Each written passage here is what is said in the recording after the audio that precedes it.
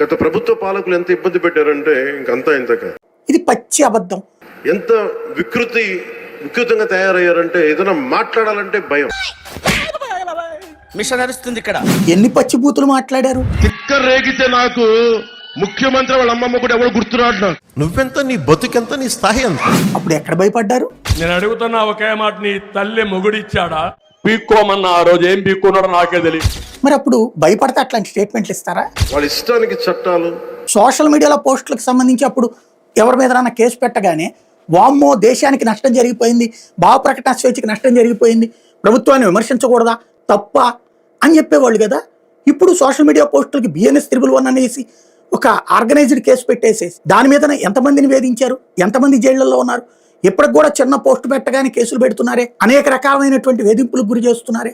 మరి అక్కడ అప్పుడు ప్రశాంతమా, ఇప్పుడు ప్రశాంతం అవుతుందా?